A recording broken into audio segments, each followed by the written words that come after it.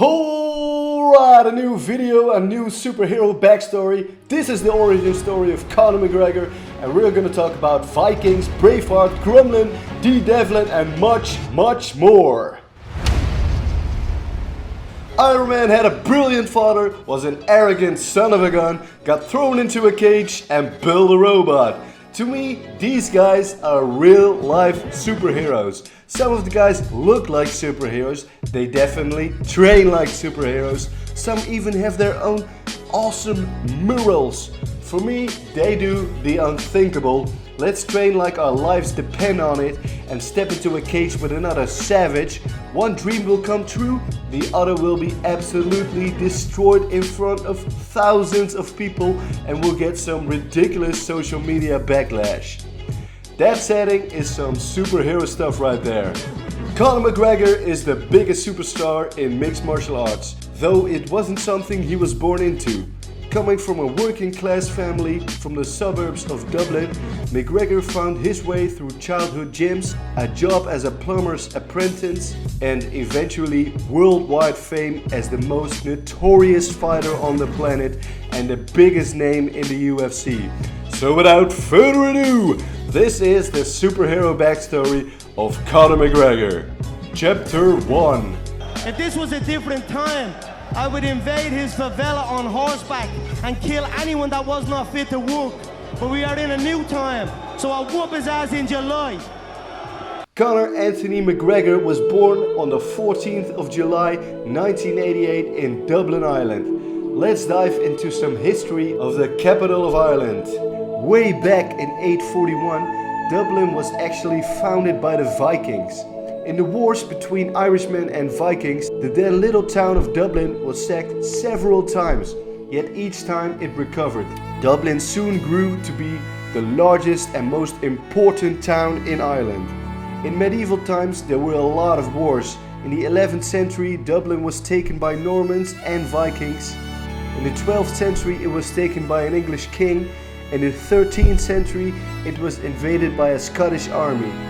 Next to all the wars Dublin had endured, there were also a lot of diseases, as in 1579 plague strikes in Dublin. In the 16th century plague strikes again, twice.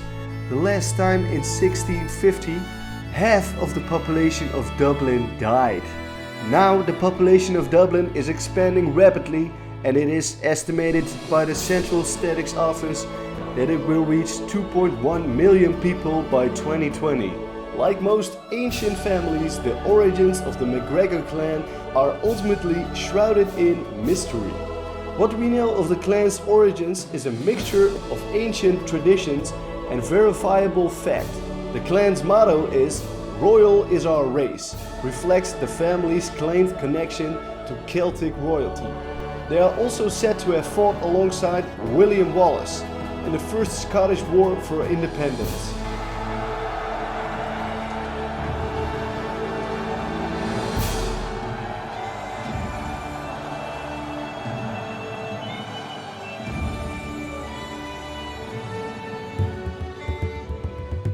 Probably the most famous fighting McGregor was Rob Roy.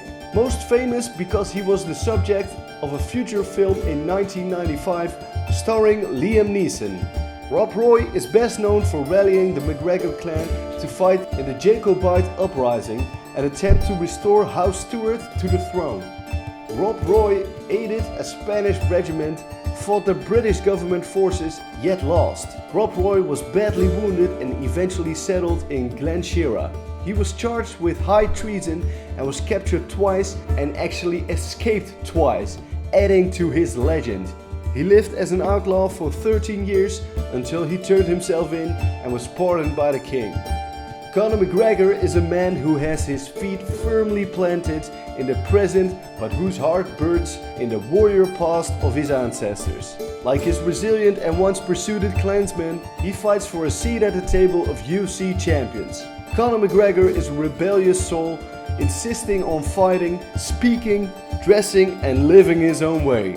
Check out what the man himself says about his lineage. McGregor lineage, we are bled on the battlefield. You can trace my lineage back to the Highlands where we fought invaders off of our land with with our family sword. I have my family sword. It's a claymore. It's wrapped in sheepskin, and I have it hanging on the banisters of my stairs just to remind me of where I come from and who I am. We are warriors. We are fighters. He also has this to say about his ancestors. My family, my ancestors originated from the Scottish Highlands, where back in the day when they fought for their independence, for the Scottish independence, they've done battle in the Scottish Highlands in 1692, particularly with William Wallace, you may remember from a film, Braveheart.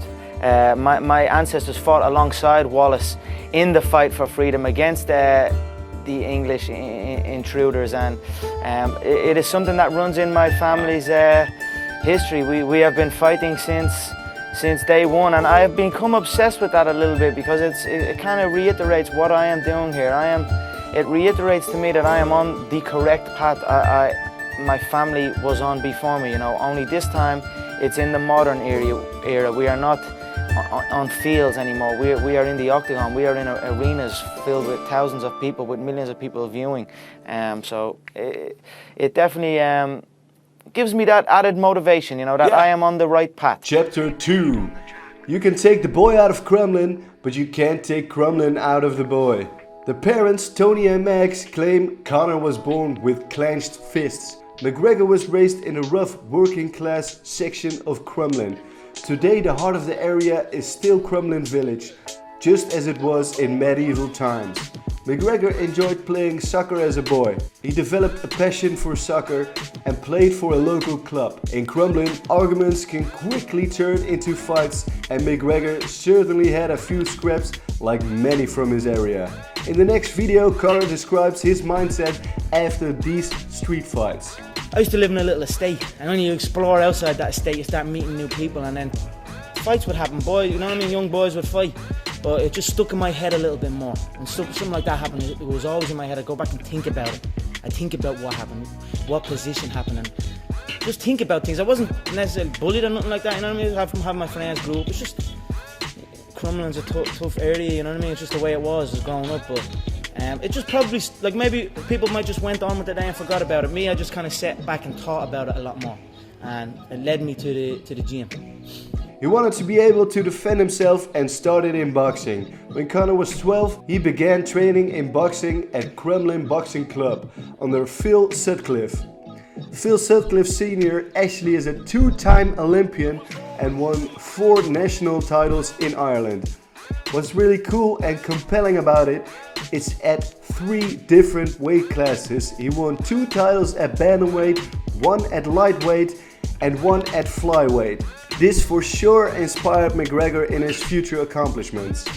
In Conor's fight against Donald Cerrone, he has returned to his roots. McGregor called upon Phil to sharpen up his fearsome striking skills. Conor said the following of Sutcliffe. Phil Sutcliffe Sr. is a phenomenal boxing coach. In my time under Phil in Crumlin Boxing Club, I learned so many fundamentals that I still carry with me today. I learned so many shots of Phil and the coaching staff down there, and the sparring with Phil Sutcliffe Jr. in my early days was phenomenal. It got me to that next level, I feel. McGregor was a member of the Crumlin Boxing Club to age 17, winning a Dublin Novice Championship during that time. As Conor says himself, he wanted to be able to defend himself in any scenario and went towards different outlets trying to learn different ways. When he was 18, his family moved to Lucan, Dublin, where he met future UFC fighter Tom Egan, and they started training in the, at the time, little known sport of mixed martial arts. Tom Egan had a background in jiu-jitsu and Conor of course in boxing. This was around the same time UFC started. Every day at school they talked about it. Tom showed him some jiu-jitsu stuff and Conor would show him some boxing stuff. They trained and sparred at Tom's house, as Conor says. 2 little 16-year-old kids out the back of his shed, the concrete floor, and basically punched the head off each other, really, bro. And then that was that, you know, and that was my first obsession with it, you know, and I thought, like, I still didn't think I could do it. I was just kind of still in my thoughts was self-defense. I just want to be able to defend myself in any situation. Later on, McGregor would meet his now long-time coach, John Kavanagh. After going into one of Kavanagh's gyms in Dublin, McGregor beat up two of the best fighters there in a sparring session that he took a bit too seriously. Kavanagh responded by pinning him and throwing heavy blows until Conor promised he was there for training and not for a street brawl. John brought out a more professional approach to Conor's game. As Conor says, he made me look at the finer details of combat, and then that was it. I was hooked. I knew I had something, I had a fascination with it, I couldn't shut it off, so I rolled with it. Uninterested in school, McGregor took to plumbing as a trade and did what he could to make a living for it sometime. There were times he would work 12-hour days before heading to the gym to train as a fighter. Driving 2 hours, working 12 hours. After 18 months, John Kavanagh said there was a show coming up where he could fight, and that was it. He stopped going to work. His parents disapproved this decision. My dad used to come in and punch the head on me and like try and drag me out of bed, and I just wouldn't go. You know what I mean? I had an uproar for a good few years with him over it. And that was it. I just packed it in, quit, and then focused on training. And I knew what was going to happen. I knew I was going to get here. They didn't. There was a lot of stressful years. You know what I mean? A lot of tough times. But I proved them wrong. I proved myself right.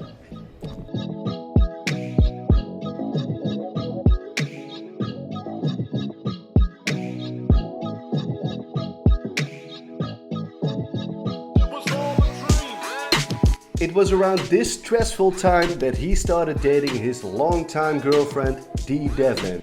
Chapter 3. I believed that I would be the champion, and she always did too. She believed in me. Despite the lack of money, Dee Devlin tried to get me to eat right and always keep my daily regimen. She dedicated herself to it. Coming home after an exhausting training session, she always said, "Conor, it's okay. You can do it." Plenty has changed for Conor McGregor, but one thing has remained constant during his ascension from Dublin plumber to the world's most famous fighting Irishman, his girlfriend Dee Devlin, who's been with him since 2008, the year of his first professional fight. Devlin grew up quite literally down the road from McGregor's hometown of Crumlin in Walkinstown. Those close to McGregor know the power behind the UFC throne lies in the hands of longtime girlfriend Dee Devlin.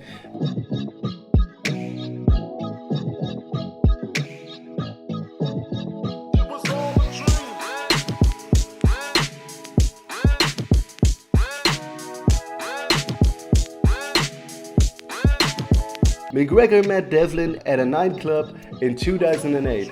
Although he was on welfare at the time and remained so for many years after, she stuck with him through the unpredictable early stages of his career, eventually quitting her job as a secretary to travel with the fighter when he began achieving success. Devlin helps to train the champ, cooks his meals, and generally provides a soothing presence. As Conor says, "Every day since I started in this game, she supported me. She'd drive me to the gym and she'd listen to all my dreams. I wouldn't be doing this if it wasn't for her." Conor was already training when I met him, Devlin said, "so I really admired his dedication to that. He's very funny," she added. "He always keeps me entertained and makes me laugh." McGregor also took the step of incorporating Devlin literally into his career. He hired her as part of his organization to, as he put it, collect the checks, which means the pair get to travel together. She also accompanies him to his rigorous training sessions. And of course, McGregor and Devlin became parents on May the 5th, 2017, when their first son, Conor Jr., was born. They welcomed their second child, a daughter named Kroya, in January 2019. Chapter 4. I never lose. Either I win or I learn. While it might appear as though McGregor was always meant for superstardom, his journey to the top of the fighting world started rough. He would go 4-2 through his first 6 fights before starting the winning streak that would take him to fame. I'm gonna go into his first 2 losses, how they happened and how he handled those losses. Truth be told, even in the early stages of his career, McGregor's boxing and KO power were indeed unquestionable. McGregor started out the fight aggressive, however, Sittenkov clinched up almost immediately and pulled guard, taking the fight to the ground.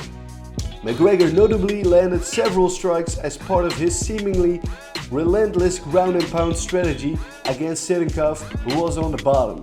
Regardless, Sittenkov defended well and never quite allowed McGregor to generate power in his ground strikes. Sittenkov then hunted for a leg lock and got it after having to eat a few hammer fists. McGregor got a bit too reckless while trying to finish his opponent with ground and pound, eventually opening himself up to the knee bar that Sittenkov used to trap and tap out McGregor within the very first round.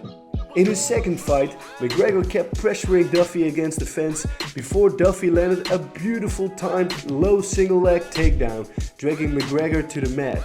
Duffy transitioned to the side control and then almost immediately locked up the arm triangle choke, forcing McGregor to tap and ending the bout in the first round. A similar pattern in both of McGregor's losses was that he got a bit too wild when it came to the grappling realm and paid a heavy price. In the fights that followed, McGregor would eventually tone down his grappling movements and choose to adhere to the basics of BJJ and wrestling. The discipline which these losses instilled in Conor McGregor would prove to be a blessing in disguise for his future fights. His fight against Chad Mendes is a good example of this. Despite being taken down to the mat by Mendes, McGregor stayed calm, unlike his fights against Sittenkov and Duffy. Looking for the neck, looking for the neck. Chad is excellent at this. This is his technique. Oh, he gonna lock it in. Can he get it? He lost it. He lost it in the back up. McGregor would go on to stop Mendes by way of strikes, and the rest, as they say, is history. After his 4-2 start, Conor would win his next 8 fights, all within the first 2 rounds, and became a 2-division champion of Cage Warriors. Buzz continued to grow, and he was eventually booked for his very first fight in the UFC. Just a week before that fight, he had picked up a welfare check for 188 euros to help him get by. But McGregor took home the prize for knockout of the night and a $60,000 bonus that came with it. Later in life, he would name his bout the 188 in memory of those checks. To end the backstory of this amazing martial artist, I would like to end with another quote from the real-life superhero himself that shows his crazy and genius side. I feel to be at the pinnacle of any game. In whatever you do, you've got to be a little bit gone to it. You're not all there. You've got to be almost insane to your craft. Not a lot of people can understand that. Well, hope you guys enjoyed the video. I had a lot of fun diving into Conor's backstory. Felt I get to know him a lot more. What other superhero backstory would you like to see? Comment below and let me know. Well, I'm just a huge fan of MMA who likes to share his passion for it. Also a fan of MMA? Then subscribe for more coming content. Chalas!